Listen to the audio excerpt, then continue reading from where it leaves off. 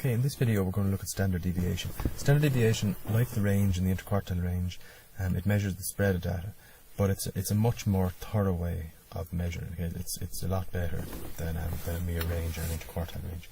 It looks at every value and it looks at how that is different or how that deviates from the mean. Okay, just I suppose here's a frequency table. If I was to list it out, it would look like that, but like there's no need to list it out. We will use the frequency table.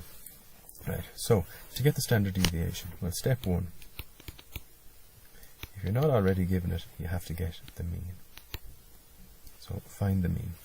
Now we find the mean. We should know already. It's all the frequencies.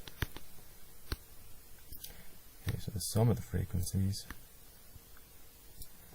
underneath, and the sum of the frequencies multiplied by the variable, or the x on top.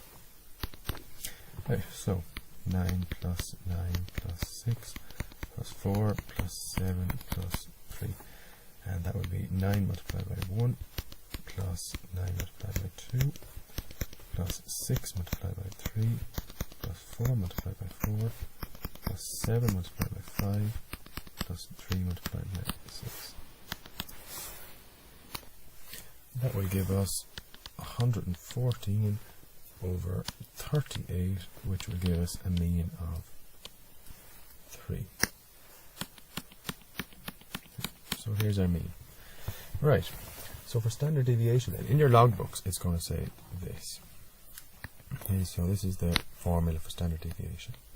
Standard deviation equals square root of the sum of all the frequencies multiplied by the variable minus the mean. This x hat is the mean. That's all to be squared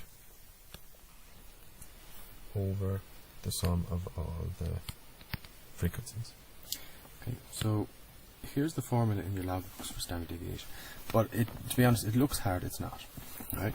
All we do is we're going to rewrite this. We're going to rewrite what we did for the mean, but we're going to put a space in the brackets. Alright, so we're going to leave the brackets a bit wider. So here we go. Now it's going to be a bit of a long sum. So we've got 9 plus 9 plus 6 plus 4 plus 7 plus 3. So if you look here, we're after dealing with this part of our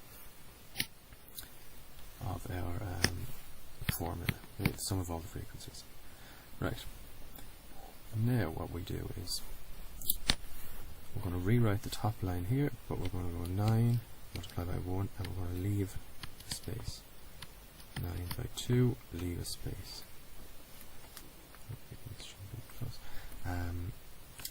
Plus 6 by 3, leave a space. Plus 4 by 4, leave a space. Plus 7 by 5, leave a space. Plus 3 by 6, leave a space. So now we're after dealing with this, or the x. Now we're going to have to deal with the mean, and all we do here is we minus the mean from each. So take away the mean, take away the mean, take away the mean. So now we're after dealing with this. Now we square each bracket.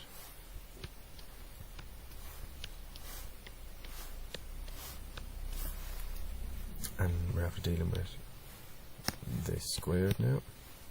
And lastly then, we want to deal with the square root sign. So there we go. All that square in each bracket and then square root, and that's just going to make sure we have a positive standard deviation.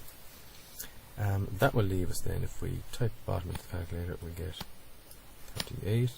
If we type the top into the calculator, we'll get 104. Okay. And that's to be square rooted, and we'll get 1.65. Okay, so our standard deviation is 1.65. And the general rule is the higher the standard deviation, the more spread out the data is. Okay, thanks guys.